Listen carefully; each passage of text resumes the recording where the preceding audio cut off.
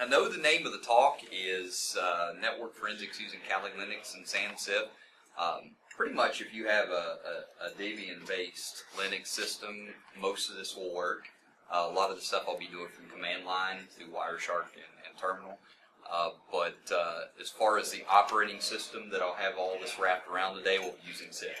I used Kali yesterday for the wireshark stuff. I'll use Sift today, just to kind of give you a taste of what Sift does. So I'm going to go through the setup of Sift, how I'm going to pull it down, how I'll pull in the virtual machine, pull in the files from GitHub, so I'll show you where those are, and then we'll just go through a couple of scenario cases. We'll set up a network miner within Linux if you've never done that before, and we'll see where we're at, go through a couple of scenarios, analyze some malware, and then we'll wrap up and go home. So, just real quick, I wanted to go through a couple of things here, and just of what the talk is all about. But first thing here with me, I just want to let you know who I am. My name is Josh Brunty. I'm an assistant professor of digital forensics and information assurance at Marshall University, right down the river here in Huntington, West Virginia, for you guys that are out of town. In my prior life, I was a digital forensics technical leader and started out as an actual examiner, and then moved to quality assurance manager, which was the paper jockey, and then tech leader of Digital Forensics Lab, which is the West Virginia State Police Lab, based out of Huntington, West Virginia, on Marshall's campus. So they posted a position for a professor in 2012. Happened to be on campus, and I thought, you know what, I can make my days shorter and probably lose a lot less hair not having to look at cases all day long. So made the jump in 2012 and actually started teaching this and haven't looked back. And a lot of what I teach a network forensics course, and when Benny asked me, he's like, hey, you know, would you come in and just give them a taste of what you teach in your network forensics class? I'm like, sure, let's do that. But I teach an Intro to Linux class, I teach mobile device forensics, a video and image forensics course, help out with the data recovery and analysis course, because that's my background. That's what I did. I investigated this for a long time. So these are just little tips and tools and techniques that I've picked up over the years. I'm a very heavy Linux user as far as, you know, using it every day. I'm not an expert in it by any means, so you know, it's not going to be super high tech in certain cases, but I want you guys that have been using this for a long time to get some knowledge out of it as well, some stuff you never heard of before. I troll Bill Gardner a lot. I always put it in all my presentations, so if you have a chance to troll on him and mess with him, by all means do so. So here's what we're going to do. I'm going to set up Sift first thing. The link for Sift is out there, and I'm going to go ahead and show you how to pull that down.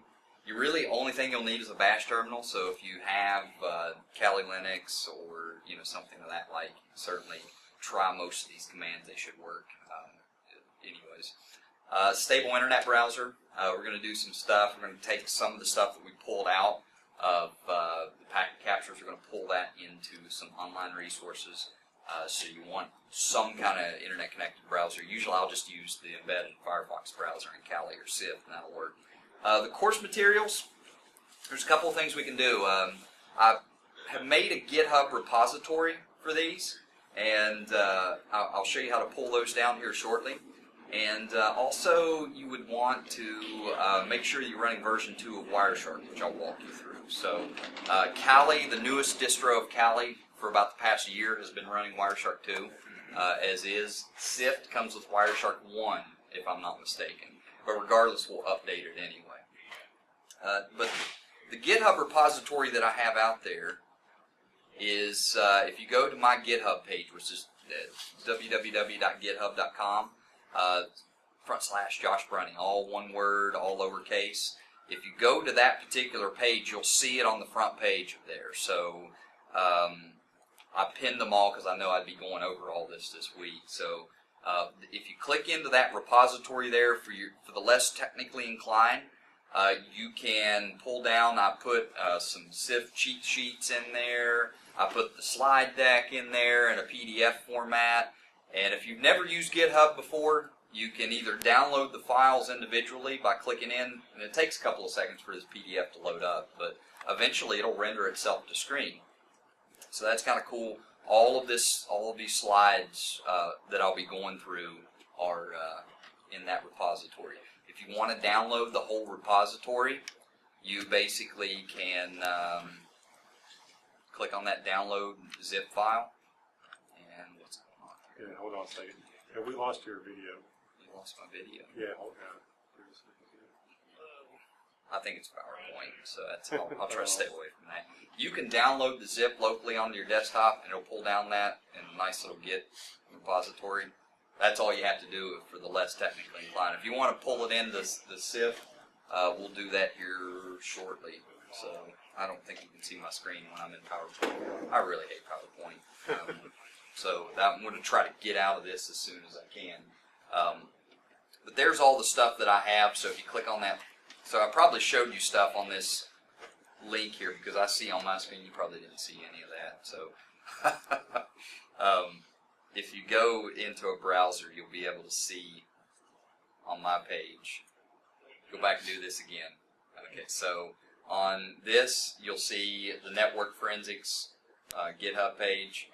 If you just find my GitHub repository there, you can download the local zip. I have cheat sheets, I have the slide deck, all that good stuff up there. So you can download them individually, and I even put the PCAP files we're going to go over today, so you can pull all those down if need be. Also at the bottom, another thing I want to bring up, so if you guys kind of get bored and you want to kind of listen to me ambient in the background, there is a forensics challenge that I posted, and the link is active. If you click into that, all I'm asking for is the first name and the last initial. You can register for that challenge. What I'll do is the first submission that comes in with the right answers, I'm going to give you a signed copy of my book here. So I'll be giving that off to Benny, and tomorrow at the end of the con, I'm just going to attach the name there. Here you go, Benny. This is the first person that submitted correct answer. You might even see your. It might give me an email notification that, or you'll notice in the presentation when you submit, it'll send me an email. So you might see that email pop up. My apologies. But that'll be active until the end of the conference. So even if you don't win, go in and play around with it. You can pull down the PCAP for the challenge. It's just a packet capture. You can go through, analyze it, and answer the question. So if you want to do it now, you want to do it later, does not matter. It'll be up and active. So kind of my cool thing that I've added in there this year. But that's certainly out there, and that's in that particular GitHub page. The slide deck and the PCAP files we'll go through. That's the wireshark dog, but we'll certainly do all this today. So the first thing that I'm going to do is set up, I'm going to go ahead and set up Sift. Sift is a tool that SANS has released for all of their network forensics training. It's basically, I call it a souped up Ubuntu is what it is. It's real easy to download and install, but it has, it's an OVA format, so it's an open virtualization format. They will require you to register for an account, but I'll go ahead and tell you they won't spam you with email to death. I signed up for it, so create an account, basically ask for your name and your email address. If you have a fake one, you can use that one as well. It has a login, so basically once you register, they'll give you access to that. You can go in. Let's make sure I don't know if I can remember my password. Just to show you what it looks like in there. They have an OVA file. You basically click on that, you can download it. It doesn't take very long. It's about a 4 gig download, about 4.83, so it's not extremely taxing on your system to pull that down. That's what I'm going to set up, so it's an OVA file. I'm going to go ahead just to kind of put it in overdrive. I've already downloaded this, so I'm going to go in and I'm going to set this up. I'm using a Mac, but if you're using VirtualBox, if you're using VMware for Windows, Fusion for Mac, usually these OVA formats pop in pretty easy. So what I'm going to do is, rather than opening the file, all you have to do is import this. So bear with me. I know some of you guys are working with Windows. So basically, on all versions of VMware, you just import that virtual machine in. I'm going to import it. Don't have to do any special configuration because we're not going to be doing anything crazy. I'm just going to save it in the default location that it comes in, and it'll import that in and boot for me. So give it a kind of a couple of minutes to do its thing. And while that's running, a couple of things that I want to talk about. These are the things that we're going to do. So I want to zoom in on these so you can see exactly what we'll cover here. So the first lab that I'm going to go through is just a standard packet investigation and file extraction. We're going to use that evidence1.pcap. I'm going to show you how to parse through using filters in Wireshark. We're going to use encrypt. For you guys that have used grep before, if you've never used encrypt, it's a really, really cool alternative for parsing through PCAP files. So we'll do it. We'll do some Wireshark filtering. We'll do some frame searching, and then we'll run it through encrypt as well. I'll also to show you how to set up Network Miner. Now, Network Miner, I always tell the students back at the university, it's kind of like a script kiddie version of packet analysis, but it is a Windows-based tool. I'm going to use Mono to set it up in Linux. So because it's a standalone executable, I'll walk you through the process to run that Windows executable within Linux. So even though it's Network Miner, I'll show you how to run standalone Windows programs in Linux. So it's kind of like a 2-for-1. The second lab, we're going to break down an exploit kit, which is really, really popular in the wild right now. Exploit kits, and I'll explain here shortly, is what compromises most websites that are out there. These are the things that we're seeing some of the newer variations of ransomware coming in as. So I want to show you the exact process of how you would break down a compromised website if you had a packet capture of it, and how could you determine what type of exploit kit is attacking that particular site and what's being unpacked within your network. We're going to use Wireshark, VirusTotal, and Network Miner for that one. Specifically Wireshark and VirusTotal. So the third lab, if time permits, I have a nice little shell script utility that's out there that's in my GitHub repository that I use to extract system info. Basically, it's a shell script that you guys can take and obliterate and use it for your own automated stuff within your network. So even though I collect a lot of system information, if you all have not learned how to use shell scripts just yet, learn, because Windows 10 has now incorporated Bash. If you learn shell scripting, you can directly import many of those shell scripts into Bash. It's coming. So you see the logical progression here. If you learn shell scripting, you make your life a lot easier down the road. So, some resources while that's pulling in. Also, I mentioned this yesterday. This was in the intro to Wireshark Talk. Wireshark 101 is a good book to kind of pick up and kind of learn simple Wireshark stuff. The second book, which is I'm going to pull some exercises from, this is Jonathan Hamm and Sherry Davidoff. This is the book that we use in our program. It's a network forensics book. It's a little bit dated.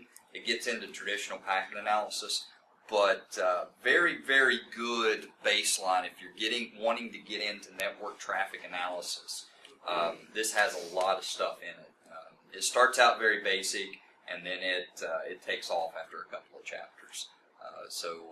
I've been using it for years in classes, and I'm still learning from it to this day. So we're going to kind of port some exercises over that are in this book and kind of give you a taste of that. Another book that I like as well is the Network Security Monitoring, the No Starch book, which is also a very heavy Wireshark Network Miner book. So it's also a good book. I didn't bring it up with me today, but also something to pick up. Another one that has a lot of Wireshark and encrypt filters, snort filters.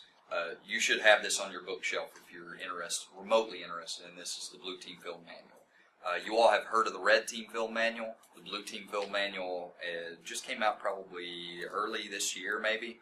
It has a lot of command, terminal, bash utilities, some things you can run in Windows. A lot of the stuff that I covered today is found, the commands are found in this particular book here. So nice little bookshelf edition there to add in. So hopefully my virtual machine has imported in by now. So I'm going to go ahead and just let it boot up for the first time. It's asking me to upgrade. Sure, why not upgrade? It's brand new. Hopefully it doesn't bork here. It borked on me earlier. It did not like the fact that I upgraded the VM, so we'll see what happens here. They've recently upgraded Sift from an Ubuntu 14 to Ubuntu 16, so I haven't fully test drove this yet, but for the most part it seems to be pretty stable. It does come with the default SANS Forensics, and if you ever used Ubuntu, it looks exactly like Ubuntu, so just a different wallpaper. The default login for the account is found there. It's Forensics. So basically just kind of do some initial house cleaning here. I'm going to set up the interface. Now, by default, Sift comes with a lot of like cheat sheets and how to, the memory forensics cheat sheet. There's a network forensics cheat sheet that comes pre-installed on the desktop. So if you guys want to use those or need those, that comes built into that OVA file. So when you build that, what I'm going to do is I'm just going to go ahead and trash these because I don't want to see them on my desktop. I'm also just going to unlock some stuff from the launcher because I just don't want to see Office programs there. I'm real kind of weird on that. So what I'm going to do now is basically I'm going to move on to the next, well, if I get those, hopefully we'll be able to ignore those. It's going to try to do some updates to there. I'm going to do a remind me later. I don't want to bork my install here trying to do upgrades in the middle of a talk. So normally under normal circumstances you would certainly want to update that before you moved on. First thing that I'm going to install here, and there's a typo in the PDF, and rather than upgrading the PDF, if that command will not work, you want to put a dash in complete. I did not catch that before I updated that. So if you're trying to install Mono, that's why it's not going to work. But you all have access to this, and I'm going to show you how to get access to all these files and port them directly into Kali for you, or Kali or Sift or whatever you're running. So the easiest way to do that, and I wish Ubuntu would go ahead, so I'm going to pull some stuff over to my, because I know I'm going to be going to the terminal a lot, so I'm going to go ahead and just type in this Ubuntu hole here. Somebody called this like the Ubuntu glory hole. And I was like, no, that's a little too risky there. I don't know what they call that. It's like the Oracle or something, but I had a student, and I'm like, no, student, no, you don't call it that. We'll call that like the button to everything. So I'm going to zoom in on this just so you guys can see this. The first thing I'm going to do is pull down that GitHub repository. So I'm going to type in git clone. That's that GitHub repository that I took you to. And I'm going to type in http www.github.com/me, which is Josh Brunty, and this, which is HackerCon 8. If I can remember this. Can I remember this? I'm just trying to remember a link, guys. I make these links way too long, and I'm like, oh, I'll remember that, no problem. HackerCon 8_network forensics. I know I'm awful. I should keep all that in lowercase, but so what that will do is should clone that GitHub repository into your home folder.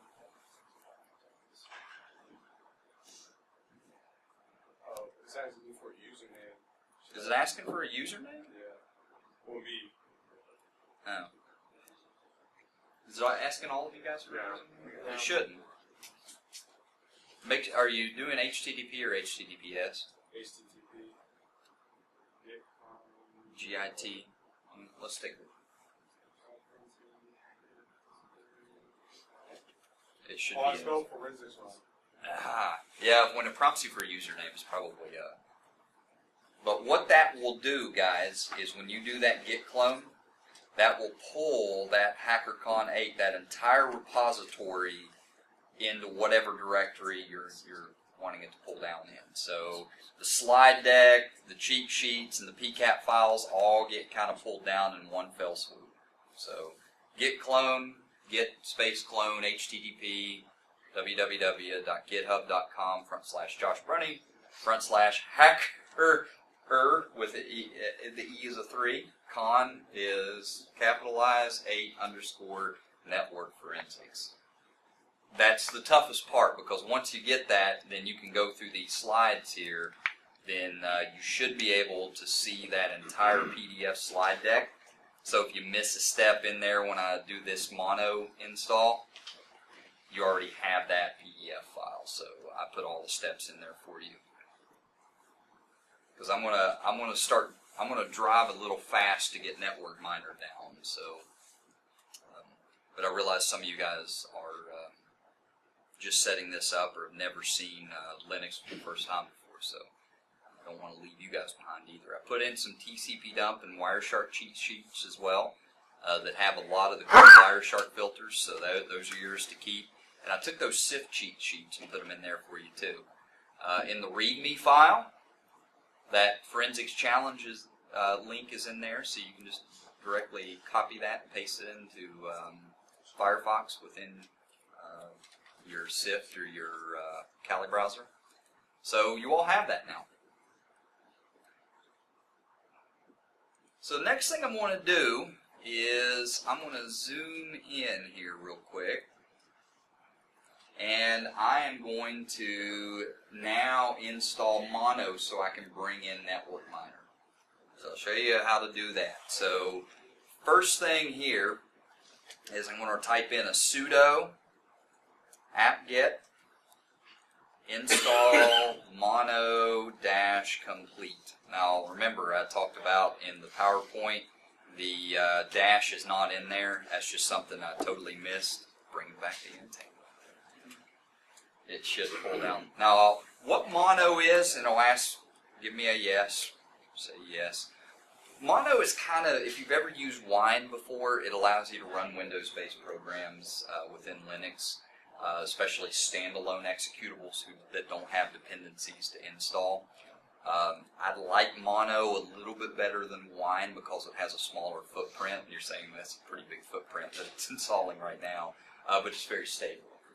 So if you have like any hash calculators or any standalone executables that are that you like to run in Windows and you want to run that in Linux, I have a Windows computer here, but I'm becoming very anti-Windows lately. I guess it's just for whatever reason, but I'll let this do its thing. It'll take it. Maturity goes. The older I get, the more I enjoy the command line, right? Once it finishes up, it'll finish up. So it's just a standard install mono-complete. I'm going to clear my screen out, so type in clear, and it'll erase the whiteboard. So now, with Mono installed, I can pull down the Network Miner repository. So I'm going to do that through a wget command. So run widget, or whatever you want to call it. I just call it wget. Call it what it is. I'm going to type in netrasec.com. It's the first line in that PowerPoint. I want to do a / and I'm going to type in download equals Network Miner, and make sure the M in Network Miner is capitalized. I brought back all of mine. And then I'm going to do a space and do an O option. Make sure that's a capital O. Just so it won't work. Sometimes it won't work with a lowercase o. I'm going to send this to my temp folder. So a TMP folder, if you're using any kind of like scripts or you're pulling any third-party utilities, pull it into your temp folder in Linux, because That's an unused folder in Kali or Ubuntu or Sift. It's a good place to put programs if you're installing. So out of just good Linux hygiene, we're going to put it in there. And I'm going to put a front slash, and I'm going to type in nm, or network, nm for network miner dot zip. Now what that's going to do is that's going to pull down that zip repository, which is network miner from, so it's a zip file, so it'll take a few seconds to download. And it should save that to the temp folder within Linux.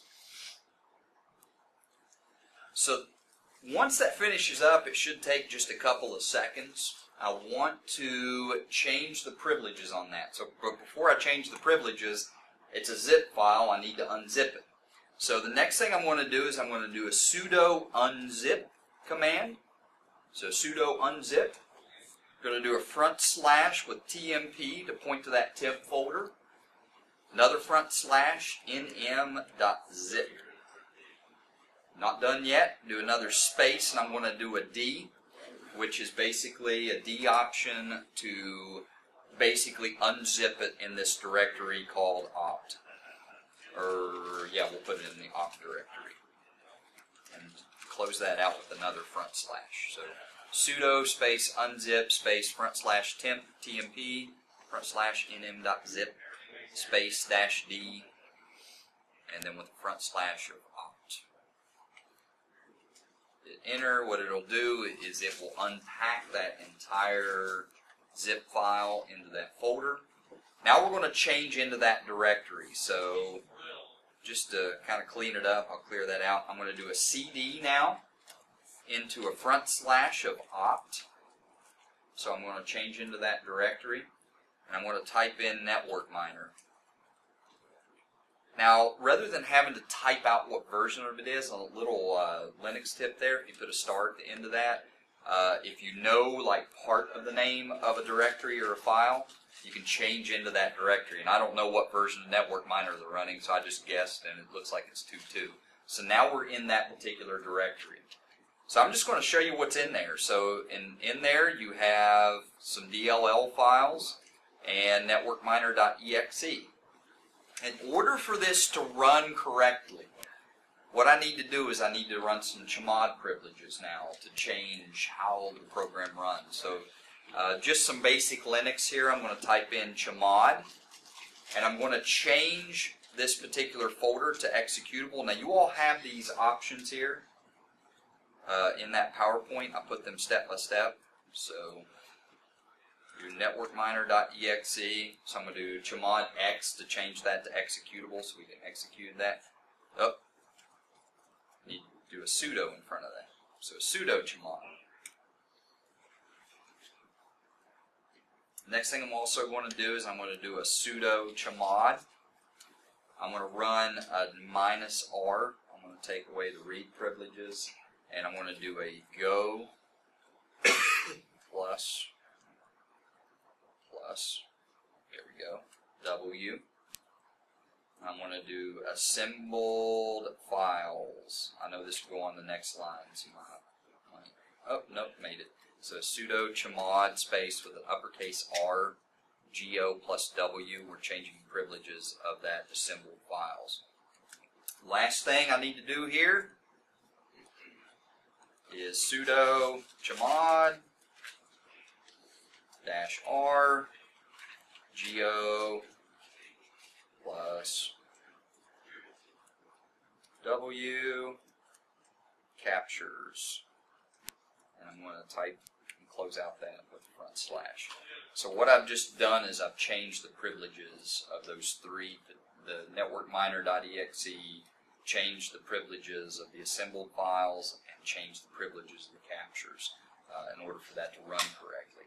Now, all I have to do is I just have to change into that directory now in order for that to run. So we're going to go back and use this later, but all I need to do now is just type in mono and networkminer.exe.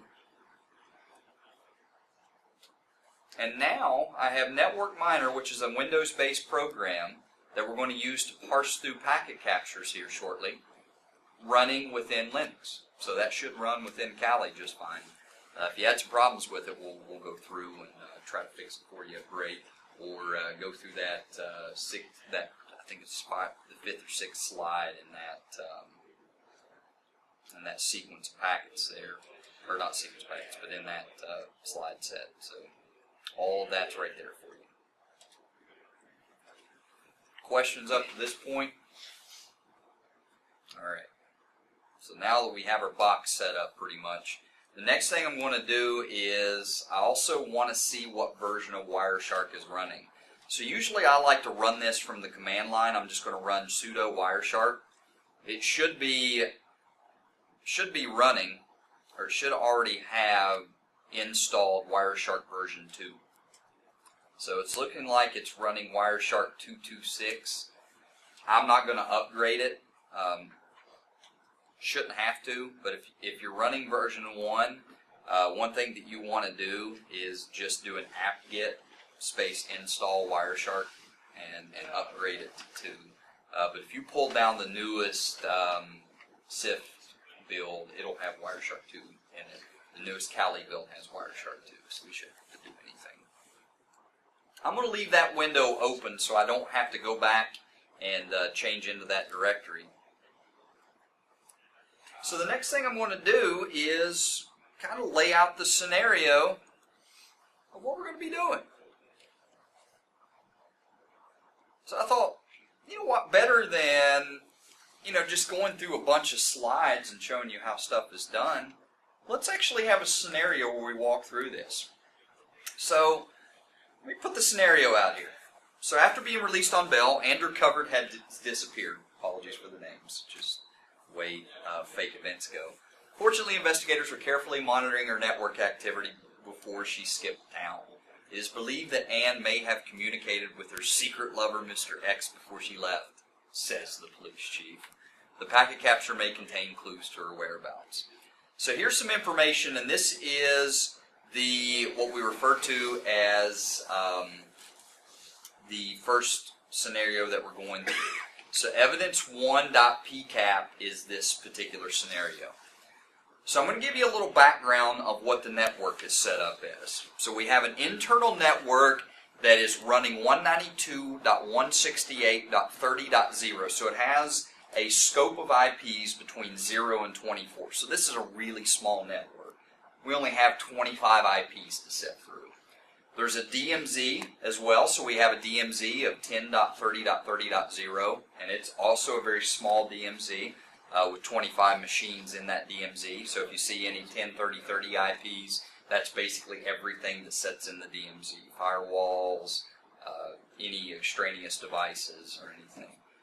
Any 172 IPs we'll just treat as outside internet. So if you're going back through and practicing with this, any who-is information that you would happen to dig on this, it's not going to come back. This was intentionally set up. This is non-routable traffic. So if you ever want a fake IP scope to set up and want to scrub IPs out, just change them over to the 172.30 subnet, and you can. That's basically the reserved subnet for non-routable. So let's pull in this particular evidence. So I'm going to open this up just in Wireshark, and our laptop has the MAC address of 00.0021 ending in 4FAE. So I'm going to see if it'll let me copy that. All right. So the next thing I want to do is I'm just going to go ahead. I think I had Wireshark open, didn't I?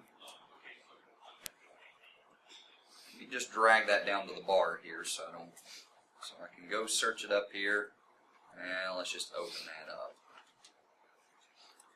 I'm going to go to I'm going to do the poor man's way of opening it up. I'm going to find that folder, and I'm going to just drag in evidence1.pcap. So I'll see this right here. So you should be seeing something like this pop up. This is roughly about a 2400 capture packet here, so it's a really small subset. real world, real life, 24 hours of packet capturing is going to be hundreds of thousands, if not millions of packets. So for sake of not screwing up here, you know how live demos work. You can either do or die by live demos. So first thing is I want to figure out some of the answers to these questions. So some of the things that I need to come up with is any online aliases or addresses that may have been used by the suspect. Who did they communicate with? So some email addresses, some contents of conversations that she's had. Did she transfer any files of interest? And are there any indicators of her whereabouts? So I'm going to use multiple programs for this. So the first thing that I want to do is I want to get an overall lay of the land. Okay? So I'm just going to get rid of that. I want to find out what her machine name is. So first thing before I get too deep into this, let's just see what we have here. And let's look at some of the information that we know of, which is the MAC address, right? So let's say I want to search out the MAC address. I'll type in ETH. This is from our wireshark stuff yesterday. I'm going to do an ETH.addr, which is a common filter in wireshark. That'll show me the MAC addresses that I want to specify. In this case, we have a MAC address. So I'm going to paste that MAC address that I copied out earlier. Go ahead and hit, and now I should have, looks like 82.3%, looks like 22,000 of the 2,400 packets are attributed somehow, some way to that Ethernet address. Either they went up, either up or down. I want to know the machine name as well. So an easy way to filter out machine information is type in NBNS. So what NBNS will give me is any NetBIOS name services that were popping up. So let's say you have a packet capture, you're sniffing out. I'm getting a little bit off base here, but let's say that you have a massive amount of packet captures and you need to see what machines ping this particular network during this packet capture. NBNS is a really nice way to delimit out traffic. Does anybody know what NBNS is? I just said it, but what's NetBIOS name service? What happens during that process? System admins out there helping. Windows Private 40. So they're broadcasting. Like, here my name is. Yeah.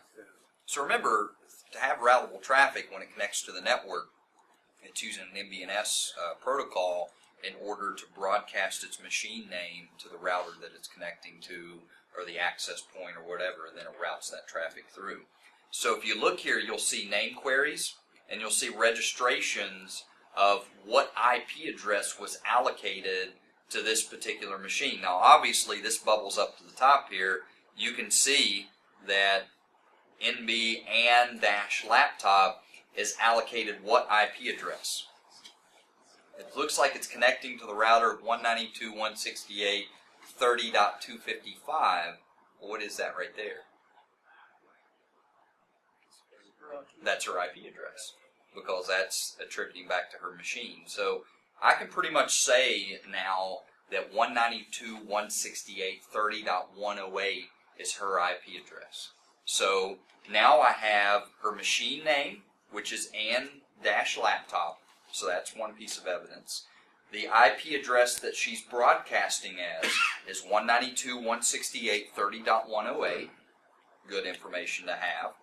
And I also know that I can use that as filters later on. So the nice part about Wireshark is I can just right-click and I can apply anything in here as a filter. So you can see by limiting out the IP address here, I've whittled my filters down, or whittled my traffic down to 43% traffic. So you can see that some of that going down through there is traffic that should be attributed to her. Now remember, IP addresses change, so you got to be careful about attributing to that well. Another thing that we can run is we can go back and do her MAC address again. And if you put in these filters once, they'll save. So if you limit out her MAC address once and you type in close to that filter, you can bring these back up again. Another thing I can do is I can use a boot P part of that filter as well. So what do we got here? What is this? What does the boot P filter do? It's a bootstrap protocol. Okay.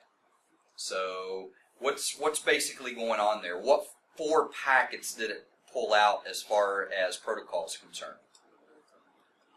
It's a DHCP protocol. So what's going on there? Yeah, so this is the DHCP ACK in the 3-way handshake here. So this is Ann's computer taking a request back from DHCP, that ACK request, that's basically the DHCP server saying, here you go, here is the response here from the DHCP server. So there's a DHCP request and a DHCP acknowledgement from the Cisco router there. Just something to kind of pull in there. Now, what about just word searches? So that's just a couple of things you can run to attribute machines in packet captures. So we got IP address, we got the DHCP acknowledgement there from that MAC address. So that pretty much tells us there's the DHCP request. What else do we have that we could do in Wireshark as far as intelligence-wise? What do we have that we know already? Common sense is going to tell you from that scenario. We have an IP address, but let's take it a little lower level than that. I mean, just think of stuff.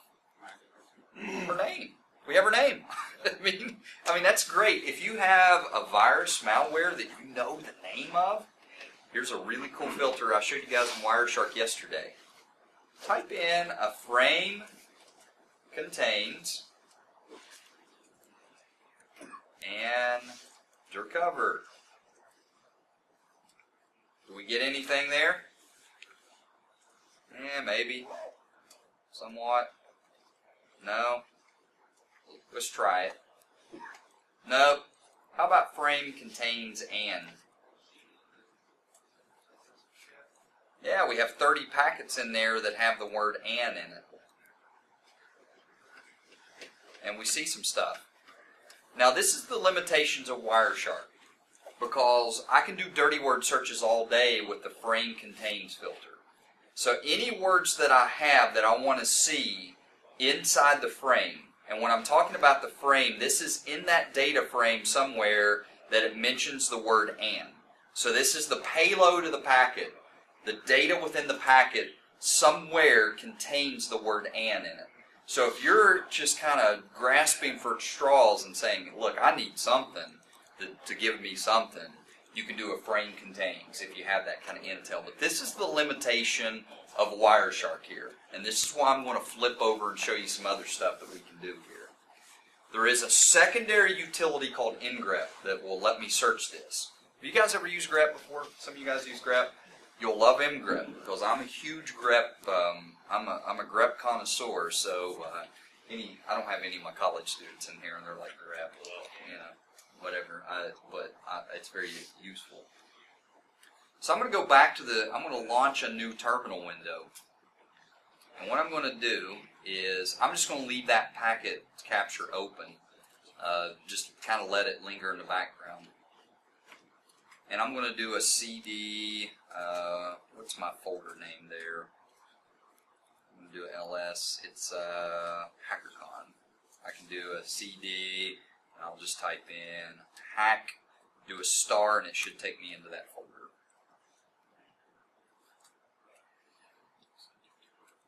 And what I want to do is I have that packet capture evidence 1 in there, in that folder, so I ran an LSL.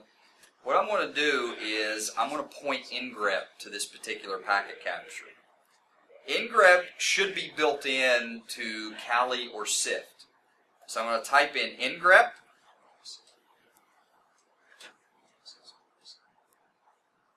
and I'm going to type the word and undercover in quotes. Make sure that you capitalize this. I'm going to close the quotes out. Sorry, I zoomed in, so it'll go down to the next line. So encrypt space, I'm going to do double quotes here, undercover. I'm going to do an option of n space option lowercase t. I'm going to try to normalize this as much as I can.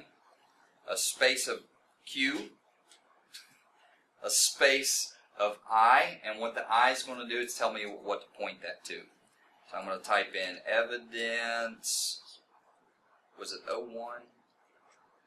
Yeah, evidence1 dot pcap. So ngrep space undercover in double quotes, close out those quotes, space with an uppercase N option dash, space dash T, space dash Q, space dash uppercase I. So Josh, what do those mean? I'll show you the man page here shortly. Hit enter. What this will do is, ngrep is a packet parsing utility, so it basically runs exactly like grep does, except that it parses the packets at the packet level. You see anything in there that might be of relevance to us here? Going swimming. Email. It looks like, hi sweetheart, bring your fake passport and your bathing suit. Looks like it cut off the end of that. But look, there's a conversation from a 192.168. Look, what is that? It's like an email. That is an email header. HTTP, yeah. That's an SMTP email header in that. So just by searching her name in ngrep, I picked up her SMTP email header. So you never know where you're going to find it. So, you know, you may have a packet capture that you have no idea what you're looking at initially, but by ngrepping dirty words, you may open up your case wide open. Now remember, in Wireshark, it's hard to get to that point. So it looks like we have some more intel to throw here. So what can we pull out of this? Well, we have her name. Look at that. What is that? Sneaky geeky at AOL. There's her email address. Who was she communicating to? AOL. Mr. Secrets at AOL.com. Sorry for the cheesiness of the email addresses. But we're going to have fun, right? Let's have some fun. So all of this stuff here says, hi, sweetheart, bring your fake passport and bathing suit. Address attached. Okay, so remember that. Got some HTML encoding here, which tells me that this is an HTML formatted email. This is about as far as I want to go in ngrep right now. Because, man, that's a lot right there. I have an email address. I have Mr. Secrets. I have, okay, looks like an attached, possibly an attached file in this email. Might have some stuff here. So I'm going to throw some multiple tools at that. So I'm just going to minimize that, and I'm going to go back to Wireshark, back to my packet capture again. Remember yesterday that I had you guys to break down the protocols based upon statistics. So what I can do now is I can go under statistics and protocol hierarchy. So under statistics in that packet capture, go under protocol hierarchy. What do you see in there that just sticks out like a sore thumb now? You see the TCP, but look, check this out. Look at that. Simple Mail Transfer Protocol. You also have another protocol, which is an IMAP protocol, and the HTTP protocol showing up. Now, for you email gurus out there, what's the difference between Simple Mail Transfer and Internet Message Access Protocol, SMTP and IMAP? There's two different versions. IMAP and Now remember, with email protocols, SMTP is their sending protocol, right? So all outbound email from this machine is going to be sent from her account through SMTP. All incoming mail is going to be sent through IMAP. So I can filter out that 3% traffic there and get all incoming mail coming to her, which is probably that response from Mr. Secrets there coming to her machine. But if I want to see what she's sending out, and if I've caught that traffic, there's an SMTP filter. Now, all I need to do now is right-click and apply that as a filter, as selected. There's all your SMTP traffic filtered out in Wireshark for you. Now, let's go a step further here. So I've copied out SMTP. I'm just going to close this out. If there is any reason to secure email, I'm going to show you right now why you should embed encryption into email. Because I'm going to show you exactly some of the inherent vulnerabilities that exist with SMTP. So after I filtered that out, and that's just a simple SMTP, filter that out in Wireshark, hit enter, there's what you have. You can even see that there's a Hilo crest coming there from and laptop, so we know we're on the right trail there. But I'm going to go to that very first filtered packet. I'm going to right click, and I'm going to go to follow, and I'm going to follow that TCP string. Now remember from yesterday, for you guys that kind of sit through Wireshark, what's the difference between the blue and the red here? The blue is what is incoming, and the red is what's what? Outgoing, right? Check out this stream of data here. So we have an auth login here, and what with the word auth login, we have this encoded information here that comes through that follows shortly after that. Let's find out what this is. I'm going to right click that and copy it. I'm going to fire up a new terminal over here. Let's figure out what that is. Well, actually, I'll just show you what it is. So I'm going to zoom in. You guys can walk through this with me. You're going to copy out that C251Y, which is right under the auth login there. So you have a 334 VXN C25. Copy out that C25 there. So what I'm going to do here is, that looks like that's running some type of encoding there. So my gut tells me, just by looking at it or eyeballing it, that's probably like a base 64 encoding, which is usually what a lot of just straight up SMTP, HTTP encoding uses. So in order to decode something in terminal, all I need to do is just type in an echo command. I'm going to put in quotes, and I'm going to paste that particular value that I just pulled out of there with the equal sign and everything. I'm going to close out those two quotes there. I'm going to do a space. I'm going to put in a pipeline, which is right on most keyboards right above your enter key with Shift.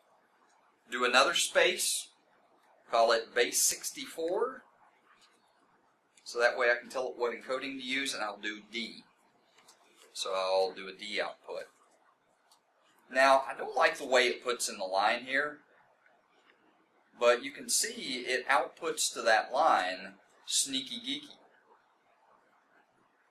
What do you think that is?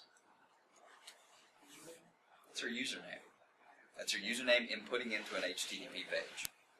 So if gut tells you that C25 is username, what do you think comes next? It's not hard to figure out. Look, you see a CZ and then it says authentication successful.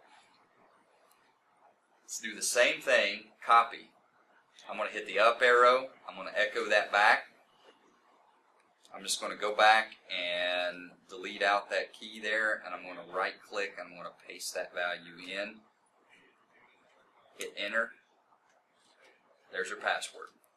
Base 64 encoded. Now I have her email password. Good intel from a PCAP file.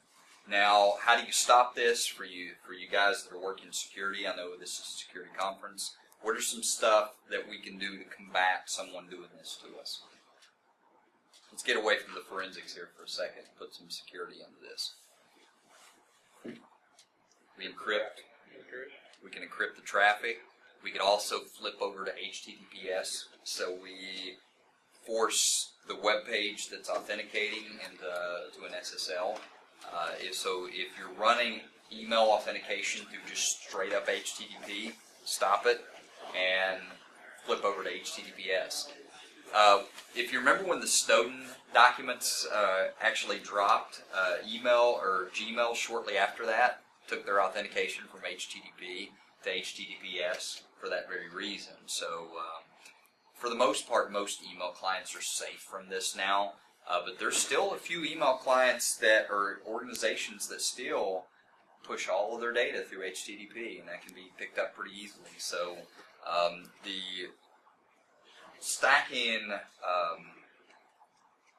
encryption on top of other stuff is a good way to counterbalance someone just picking up these passwords. So that's one place to start. Now, since I have her username, I have her password, I have her IP address, I have her MAC address, I have her machine name, I have that email that she sent where she's putting on her bathing suit. But the next thing that I need to get is she said she had attached something to that email. Okay, so this is where Wireshark kind of fails, in my opinion, because it's really hard to extract files out of particular packets, especially Word files. Now, yesterday, if you export objects out, you can export HTTP objects. So you can go to File and export those out, but I don't see anywhere in there where the attached email document is located in there. So it'll extract images and stuff out of HTTP and HTTP formatted documents, but it does not take out stuff that's attached in emails. So what I want to do is I want to go back to my terminal here, and I want to, remember I kept that window open. I want to go back to Network Miner. And if anything, this is where Network Miner has a useful place in digital forensics or network forensics. So I'm going to go ahead and just run Network Miners again. Remember, that's just a command. I have to be in that opt folder of Network Miner 2.2. So that's why I kept that window open, so I don't have to go back and CD back into that directory again. So if you had some trouble, I'm going to do a mono, and I'm just going to run network miner.exe, and that should fire up Network Miner. Real easy program to use.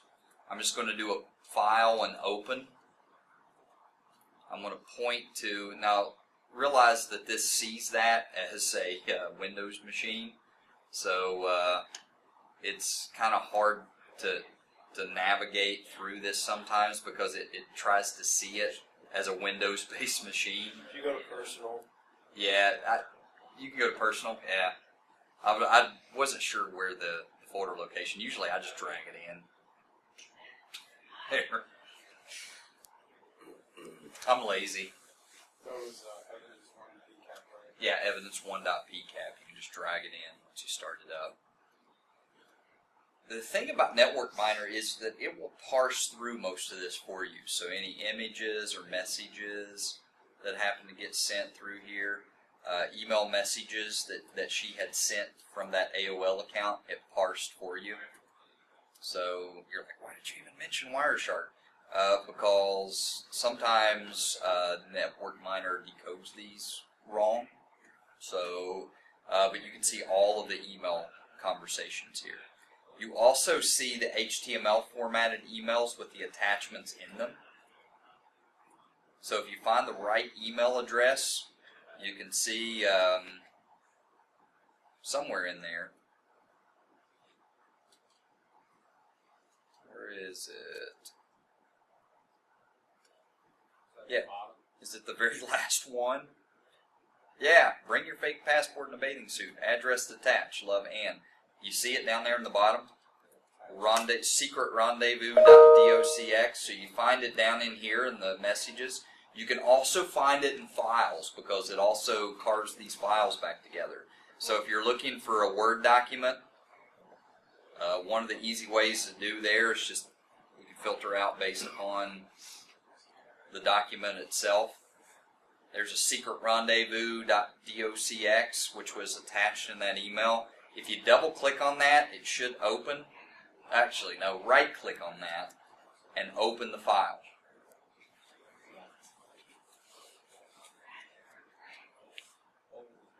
Meet me at the fountain near the rendezvous point. Bringing all the cash. It's just a screenshot in a Word document. So incriminating, right? So, I mean, that's the Word document. So if they send a ledger, an Excel spreadsheet or something, Network Miner will carve it out for you. Any images, if they're viewing not so great stuff, or they're attaching pics to their stuff, there's the credentials where they looks like they've logged into multiple services. There's the sneaky geeky. It does not show the password there for SMTP and IMAP. What sessions were established. Very easy, simple to use tool. But it's good for parsing PCAP files. You don't really get much easier than that. You can also do keyword searches. So I can do like undercover and add that and search it, and it will reload that file, hopefully, maybe. Because it's running in Linux, it may be like, reload it, try it again. Yeah, so it's a little bit too long. So, reload case files. Yeah, I can search for any instance of AND within there as well. Cool little tool. I like it. You can run that in Windows too. If anything, it's a free utility. So, everything that I'm using here today, guys, is free. This is not a multi-$1,000 setup. This is something that you can start spinning up and using tomorrow. So, I think that's a really cool aspect of a lot of this stuff. All right, so let's kick it there. That's pretty much the end of the first scenario. I don't know how much more we can come up with as far as answer-wise. Basically, the answers to that one is pretty straightforward. Any indicators of Anne's whereabouts? Well, she was in Playa del Carmen in that map, obviously. Did Anne transfer any files of interest? Yeah, that's secret rendezvous.doc. There's her contents was in that SMTP conversation. Who did she communicate with? That was that Mr. Secret, that email address we were looking for earlier, and any online aliases or addresses, which that comes back to that sneaky geeky at AOL. So we got all of those checked off on that answer key. So if you want to dig more into that, there's a lot more into that particular scenario, but it's a pretty good skill sharpening exercise. You can do a lot in there. So you guys have that packet capture now. And what we'll do is we'll take about 10 minutes. It is 2:13 now, I think. 2:12. Let's pick back up at 2:22, 2:20, something like that. And then we'll do the second scenario in this, which is malware analysis. Take a second there, because I know some of you guys. We good? Yeah. Yeah, I wanted to go ahead and jump back into this. That way we can finish up. It's, we're supposed to go until 5. All right, you guys, we'll get through this and we'll ramp it up a bit early. That way you guys can go out and play and obliterate the voting machines and pick some locks and solder some stuff. It's pretty chill out there right now. So this one's fun, and this is one of the many scenarios that we go through. This mimics a lot of what's out there. There's a particular site that Brad Duncan runs. I always try to plug Brad Duncan's site because he does a lot of postings on there, and he puts a lot of stuff up. But it's basically him visiting compromised websites and then doing walkthroughs of those particular scenarios. The website that he posts to is malwaretrafficanalysis.net. So you can go out and Google that if you want. But that's my practice, my go-to practice. So rather than binge watching Netflix, Sometimes I'll just go out to the site, pick a scenario, go through it, walk myself through it, learn some new stuff, and kind of stay up to speed on some of the newer exploits that are out there, because they're really, really hitting heavy. But this particular walkthrough here is one of the exploit kits that really, really, really hit us heavy in late 2015, early 2016. Exploit kits is probably one of the newest attack vectors that we're seeing now, mainly because there's so much involved in it. So even though we've moved over from this one kit to another, the signatures of these are primarily the same. There's not really much difference between them. So this particular scenario that we're getting ready to go through, I'm going to set a stage for it, is just what is an exploit kit. So an exploit kit is the malicious toolkit that literally goes out and looks for security holes in applications we commonly use. For example, Adobe Reader, Flash, JavaScript, all the stuff that we have to have on our machines is going to go after. And primarily this is for the purpose of unpacking and spreading malware packages. Usually this is pre-written exploit code. I wouldn't say 9 times out of 10, but probably over 50% of the time, this is usually a JavaScript exploit. But it comes through in different packages. So for example, a lot of the ransomware stuff that we saw hit us pretty heavily last year came through as an exploit kit. So what I thought, putting this together last year and this year, is, okay, let's see what this looks like on the wire. To us that are trying to stop this, it's important for us to know what this looks like under the hood. So they basically target outdated software applications. That's obvious. And while in the process of becoming exploited by one of these kits, they'll vary, but they usually go a lot like this. So you either have a normal website, a compromised website, or a spam link. One of the three usually happens. Normally, you'll have a redirect through a malicious advertisement, which it could be a pop-up, it could be a DNS spoof, DNS redirect, something along those lines that redirects the DNS into something a little off-kilter. Normally, it's just DNS redirects. So you have a web page that has been compromised, and then they just spoof the redirect, throws them out to another website. Some of the newer, more gnarly ones that are out there, I presented at a B-Sides conference earlier this year, where a particular website got popped. The server that they were hosting on got popped. They literally replaced the executable with a malware-laden executable that the users would go in and download that executable from that site. So they were literally spreading malware to hundreds, if not hundreds of thousands of users because of that malware package executable that these users were constantly downloading. The scary part of that was that the executable that was being downloaded from that site was digitally signed by Symantec, which, if you know anything about file signatures and signing authorities, if a file is signed by a certificate signing authority, what does antivirus usually do with it? It whitelists it. So none of the antivirus clients were picking this up at all.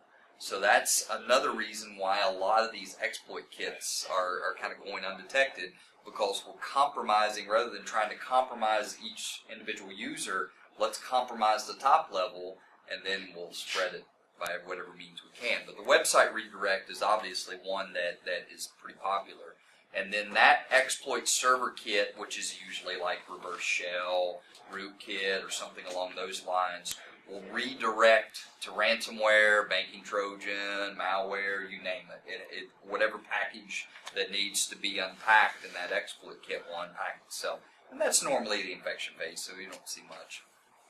So normally in that process, the whole end game of this is to unpack a malicious payload that will allow me to take control of the user or to push malware out. In this case, we saw it with ransomware.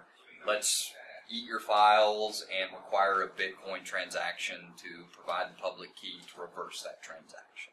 So this is the the process of that, basically. You look at ransomware, 100% of the time, antivirus does not stop it because it's so new. They're digitally signed. They have a certificate signing authority. They get through, and so you can't rely on antivirus alone to protect this.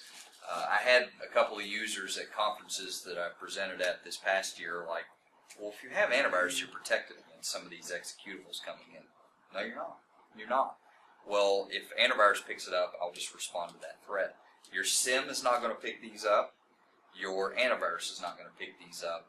Any of your blinky box lights that you have in the server cabinet, chances are not going to pick this up. So you're really going to have to sift through these by hand, chances are, if you detect any anomalous activity in a breach. So that's why we're going back to kind of the old-fashioned, traditional traffic analysis in most cases. Indiana County government. This was back in November of last year. Paid up to get ransomware off the machine. These are taxpayer dollars. This is money that we pay taxes to, and they're turning around and paying Bitcoin to get ransomware off of their machines. It's like, really? Wow. Okay. So these things happen. Here's one just a couple of weeks ago. If you guys remember the Crunchyroll hack. Exactly what I just talked about. Crunchyroll got compromised, so by visiting the site with a DNS redirect, it was literally unpacking malware to every single user that was visiting that site. How many people, I couldn't tell you how many people go to Crunchyroll. I'm not a Crunchyroll person myself. But literally were prompted by just visiting that DNS site after the redirect to download malware. This is just, what, a couple of weeks ago? That's as recent, as current as we can get right there. So you don't have to go beyond Crunchyroll to find out that this is what's happening. Now, what I'm getting ready to lay out here is, and this is the presentation back from Kansas City. This was in B-Sides, Kansas City. So if you guys, I put the link in there. If you need to put your kids to sleep at night or something, and you need some bedtime music so they can fall asleep, you can go through and watch that. The ambient noise was really bad in that one. But it walks through the process that a hacker had used to compromise Ask.com. And this was direct research that was done that the guys, if you remember, if you're familiar with Red Canary and I'm trying to think, Carbon Black had done some research on that as well. So I actually had the privilege of teaming up with some folks from Carbon Black and talking to them, and some really cool stuff that they had done in terms of that. So I kind of used their research, Red Canaries, and then my own, and put that presentation together. So it was really cool. It's a cool little presentation. Here's the exploit kit. So just to lay out the scenario, we have a DC-based company, Clinton Incorporated. Their SOC center, an analyst received a call from Billy Gardner, who's an executive assistant for your CEO, William, also known as Billy Clinton, at the UK office. I'm terrible coming up with names for these. While searching for a tasty steak dinner location for his boss, Billy, who is Billy with an IE, discovered the computer is acting funny and files inaccessible. He also stated that the desktop wallpaper had been changed and said something about ransom and paying up. And you probably heard that from users before. You're like, ooh, not good. And there's a picture of Billy there behind Billy. This is Billy with a Y. This is Billy with an IE. So I was hoping Bill Gardner said he was going to come in and sit in on this, but he didn't. So you'll have to write him on that one. This code all goes back to the full packet capture that I gave you all of evidence2.pcap. So what we're going to do is we're going to break that down and determine exactly what happened. We're going to get the date and the time of the activity, the IP address of the computer, the MAC address, the IP address, and the domain name that generated the traffic. We're also going to look at what website the user looked at, what website that they got redirected to, and what malware payload actually got pulled down in this particular transaction.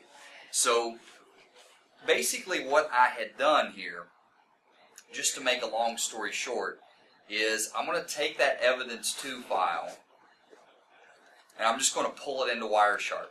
So I'm just going to cheat and I'm going to pull in evidence2.pcap into wireshark. And we're just going to walk through it. So, easy enough here. This, probably about 3,100 packets. So, what I did is, after hearing that, you can take this into a sandbox, visit the site in your sandbox on your own.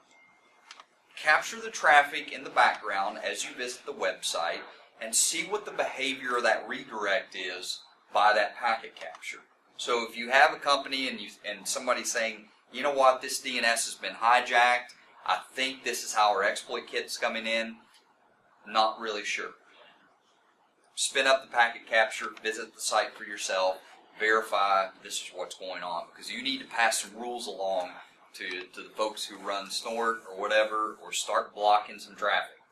So before you start shutting down ports, capture that traffic and see what happens. But do it in a sandbox so you don't pwn yourself.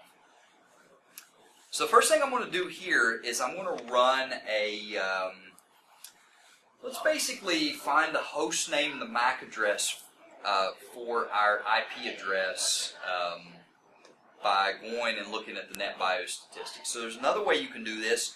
You can search a udp.port, and we can do EQ, which is udp.port equals 67. So that should pull out all the DHCP requests and forms here. You can see that there's a client address in there of 192.168.137.81. Okay? So basically what we're pulling out there is not just the client IP address. So if you want to dig down into here, I go into the actual Ethernet 2 frame and the Internet where am I looking at here? Need to dig in to find the correct place. Oh, UDP, right? Nope. Where are you? I'm looking at this really big screen here, so bear with me here while I pull this down. My mouse is not very responsive to me today. There we go. So there in the frame there's a source IP that's showing it's coming from a Dell with a MAC address, a client MAC address of 5C F9 DD 6A BD 22. So there's our source IP address and our IP address of this particular computer here if we need it down the road. Another thing that I'm going to look for in this particular capture as well is to see what the machine name is, because these are DHCP requests. So any DHCP requests that I have in there might give me indicators of what this machine name actually was. So I'm trying to dig it out here, see if I can find it under the source IP address, maybe. No, where are you at?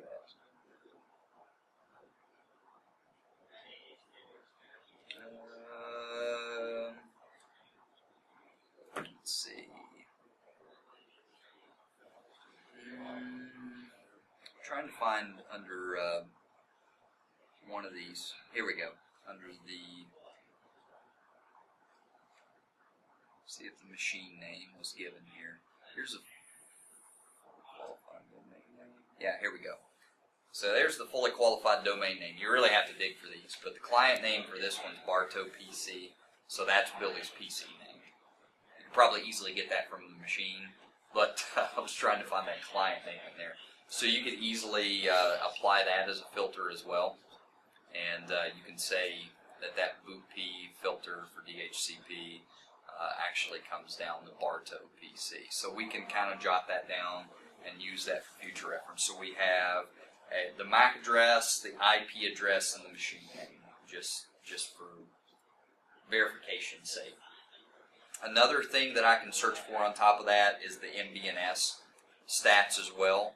And I can see what IP address was registered in the switch. And I can see there that Bartow PC took an IP address of 192.168.137.81. Now, if I want to see what time that came through, and that's important to me. Another thing I can do is I can change my view in wireshark. So I'm going to go to View, and I want to change my time display format here, because I don't want to see what seconds they came through. That's not important to me. I want to see the UTC time and date. So let's do the UTC date and time of day. That's important to me. So I can see that particular, it's on 2/15/2015, and it looks like 23:29 UTC time. Something important to note about UTC as well.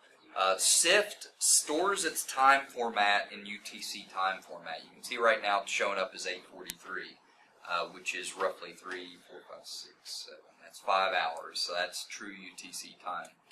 Why is it important to do any kind of log aggregation or even packet analysis in UTC time? For beginner folks in here. Folks could be in different time zones. Exactly. You're working at a multinational company. In this case, remember the scenario in of itself was looking at the UK-based operations, right? So UK-based operations, you can pretty much determine they're going to be 5, if not 6 hours ahead of us at any given point in time, depending on whether we're in daylight savings or not. So keep that in mind, especially with UTC time format. So that's why I just use UTC time, not have to worry about the time translations, and that literally translates that time as UTC. So there's the machine name that pops up. Next thing I want to do is I want to see any traffic that was requested in this packet capture. So I'm going to do an HTTP.request. That's another thing that I can look for. And this is any traffic that stuff was requested, or an HTTP request was made. So if I've queried a website or a DNS, it will show me what actually came back in that DNS query, or actually was redirecting me to.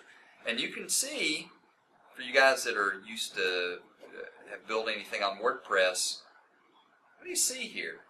All right, we've got some WordPress content, and then all of a sudden, some really weird stuff happens here.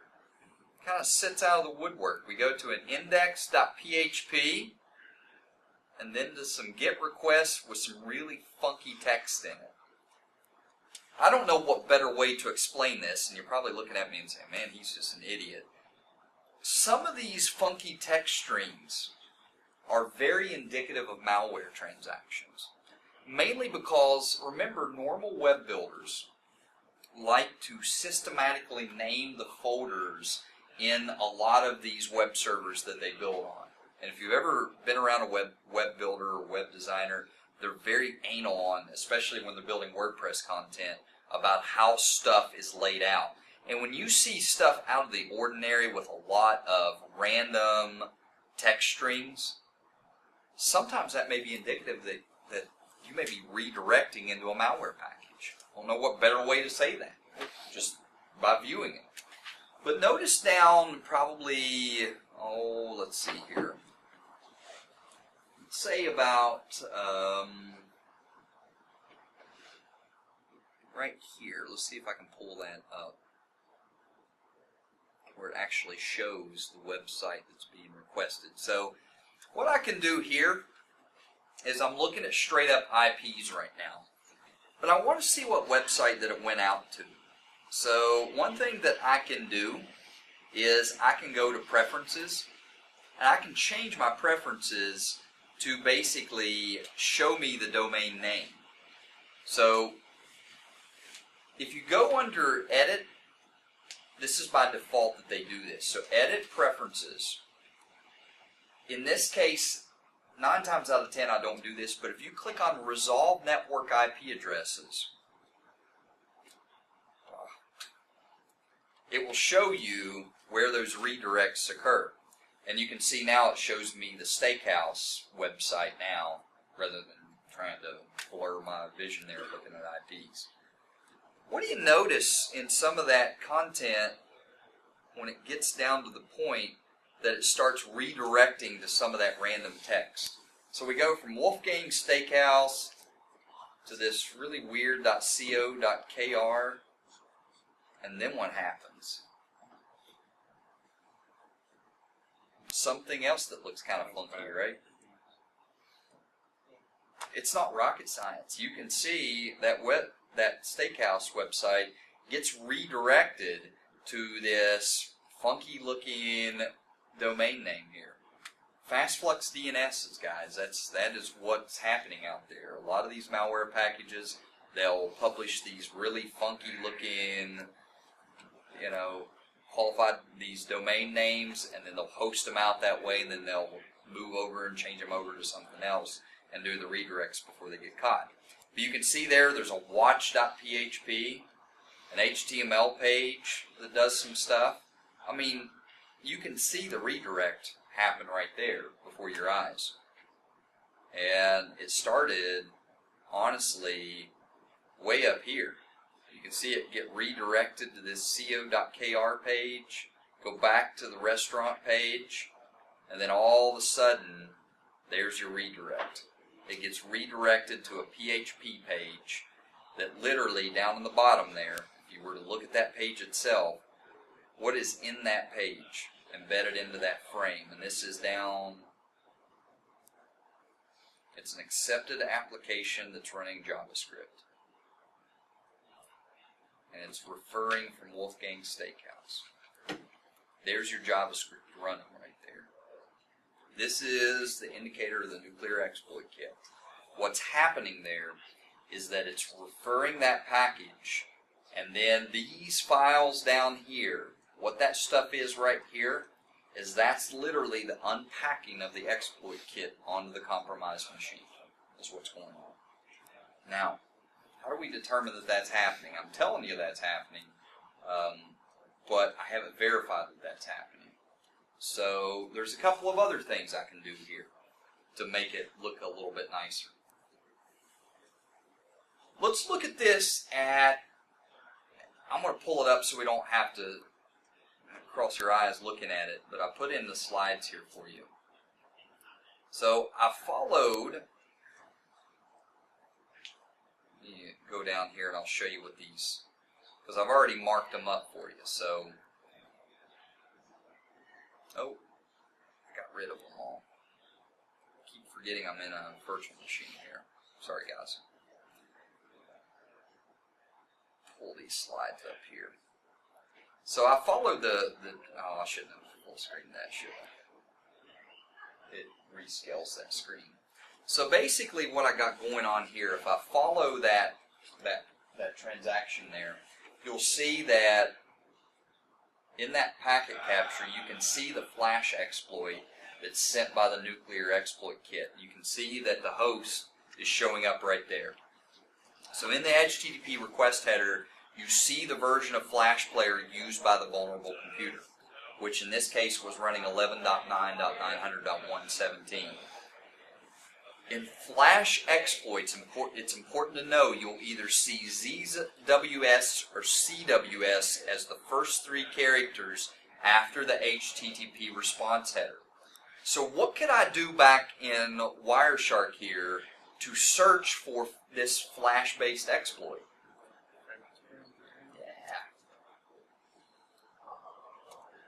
You can do like ZWS. Don't really see anything there. I can try it. You can see that the frame it's not really pulling much back, but it may be because I didn't capitalize that. So let's see if that changes the scope of it.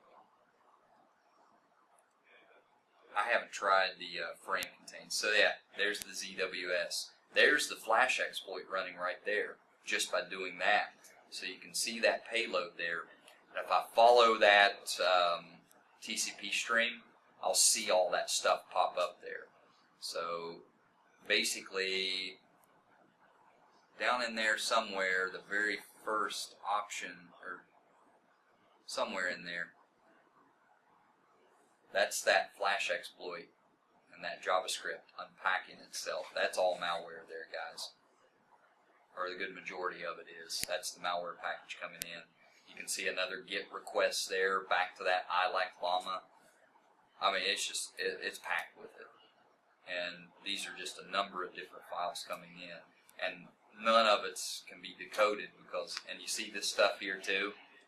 I mean, this is all indicative of a malware package, especially an exploit kit. These random characters that are packed in there.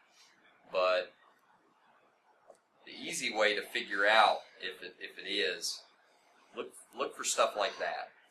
Because if you do your homework on that, you can see there's your transaction that the flash exploit unpacks itself. Another thing about exploit kits, nuclear EK or nuclear exploit kit actually sends a Silverlight exploit. You're all probably familiar with Silverlight. It's not heavily used like it used to. The Silverlight exploits are archives, so the first two characters after the HTTP response headers are actually PK, and then it unpacks the Silverlight exploit as a DLL file. So it's almost like a zip file in the way that it unpacks itself, and you can see the name of the archive there, or see the name of the file in the archive. So this is just indicative of malware. You can see these ASCII strings. They're usually obfuscated by just these random characters that are repeated over and over and over and over again.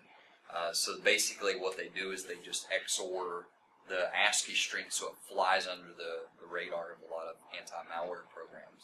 So that's honestly what's happening there. Now, if I want to break this down more, just to kind of stay on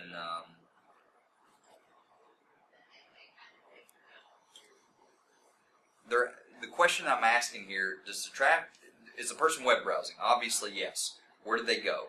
What website did the user look at? So the question was, okay, where did we get this exploit from? So if I clear out that exploit, what's the answer to that particular question using this as reference? Remember the steakhouse that they went to. So there's your steakhouse, that wolfgangsteakhouse.co.kr, and this got redirected to that malware package. So it wasn't anything that the user did. It was the user visiting a compromised steakhouse webpage. That's what makes it scary. The thing that unpacked the malware and caused the malware to propagate is that they were using Silverlight and an outdated version of Flash. Think about your network there. Think about where your network sits. This could be a problem.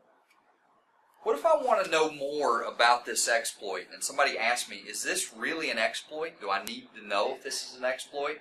Or if I can't find any of those headers on it, what else can I do with this? So another sure-shot way to find out if this is truly malware or it's not, you can go to File. Remember yesterday in Wireshark I had you showed you how to export objects out of Wireshark, pictures or whatever. If you go to Export Objects and do HTTP objects, check this out. Where do you think our malware is going to be at in this? Steakhouse, steakhouse, steakhouse. Some PNG stuff.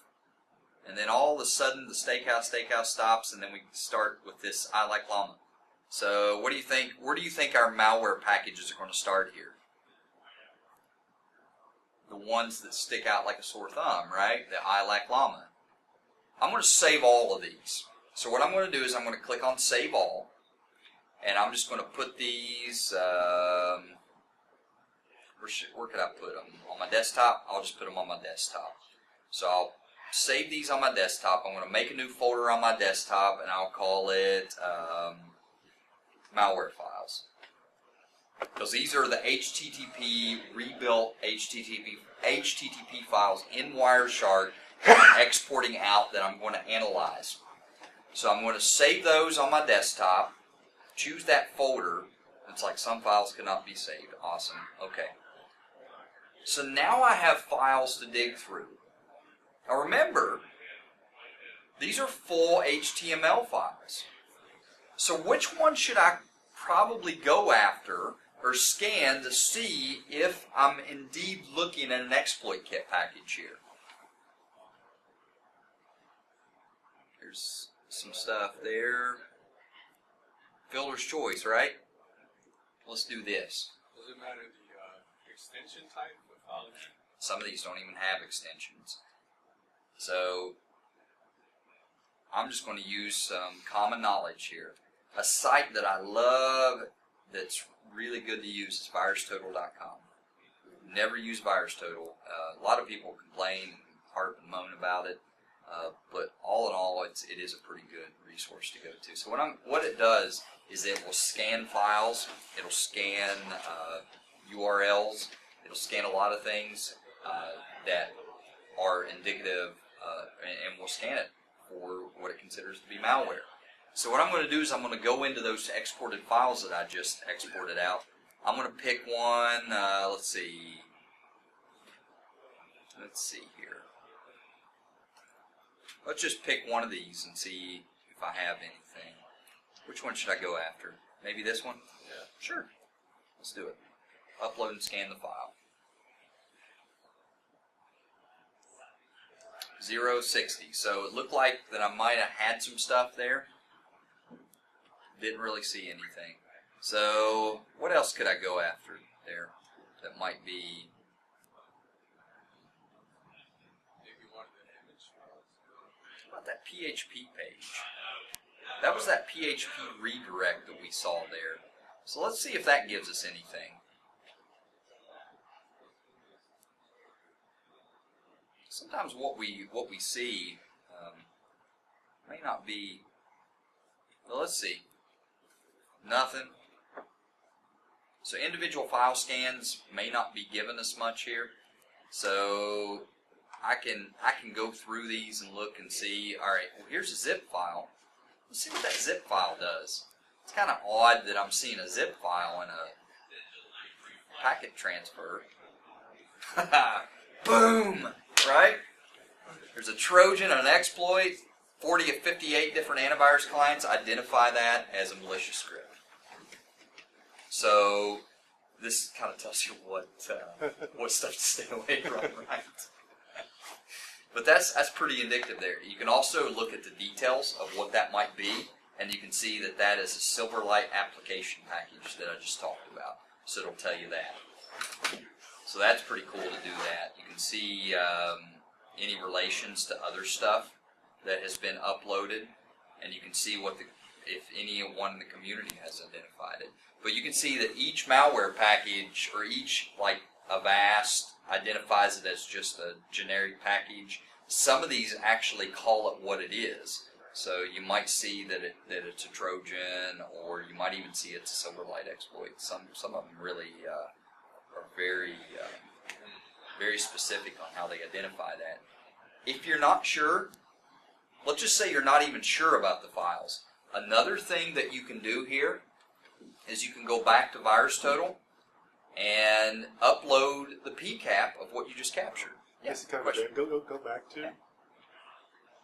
No, that's it. One actually gives you a CVE, so that gives you a lot. If you look up that CVE, Yeah, you look up can. that CVE number. Yeah, Absolutely. Yeah, good catch there. So, I mean, you may not even know what you're up against here. I mean, this is just intel gathering. So, you can go back and let's actually do what he just said. Let's copy that and let's search out that bulletin and see what that bulletin actually says. My goodness, I mean, Rapid7 has stuff on it. The JP Morgan Chase breach. I mean, it's real stuff. I mean, and it's very simple to dig this stuff out. So, but let's say that you want to go at an even higher level. Another thing that you can do is go back to VirusTotal, and you can upload PCAP files into that as well. So you can scan the compromised site, download it, do a packet capture of that redirect, and then go into take the PCAP file, which, where did I put that at? I put that, so I'm just going to upload evidence too, and chances are this has been scanned the antivirus clients do not catch anything in the PCAP, but what do you notice that kind of sets out of the ordinary here? The IDS, the Suricata and the snort alerts. Now it'll show up that if I go down and look under details, it'll tell me what snort alert flags it threw here. If you go over here and what those snort alerts actually were. And you can see why snort threw an alert there. So outdated Windows Flash is what they're saying there. But look what Suricata says there. That is actually a shockwave nuclear EK. So 2 seconds. You don't even have to have Suricata. You can pull it in there and see what Suricata has to say about it, or snort. So if you guys are running snort or Suricata in your network, I'm assuming some of you all are. I'm sure if you find out if you are. Most networks do have them. So if you have a snort alert that's thrown, ask your network admin, say, has any traffic thrown any snort alerts as of late? So you can ask your SOC guy, hey, do we have a snort alert? Yes, as a matter of fact, we did. We got one 3 hours ago. What did that snort alert say? Okay. Well, what machine does it go back to? Okay, it goes back to this machine. So I can go to the machine level and see what was redirected, or sandbox it and visit the same website. And then I can pass that off to the systems guys and say, hey, this steakhouse needs blocked, and these machines have been compromised. So just really a lot of putting puzzles together. It's a lot of connecting the dots and using what's out there. VirusTotal is a really cool tool to kind of add in the mix, especially in network forensics. Just taking a PCAP and throwing in 5 minutes, we can find a lot of stuff. So, any questions on exploit kits or anything like that? Yay, nay, no, yay, so, yeah. So, my contact information, if you want to get in contact with me, I put a bunch of my cards up here. Of course, Iron Geek, Adrian will be posting this video online. So, by all means, if you want to go back and follow this again, you can certainly go back and view some of this stuff. If you have any issues in your networks or run across any problems or need just some extra eyes in an investigation, by all means contact me. I know very little. I know about this much of what a lot of people know in the field, but I have access to a lot of those people. So I can always bounce questions off other people and ask them and call the broker and get an answer to you. Because that's what we're here for. That's our ultimate goal, to figure stuff out. That's why I love these cons. I love this particular conference in general, because I can get to connect to you guys and ask you guys questions too. But, by all means, feel free to get in contact with me.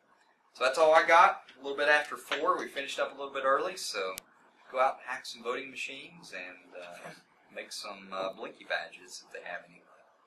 Thank you guys.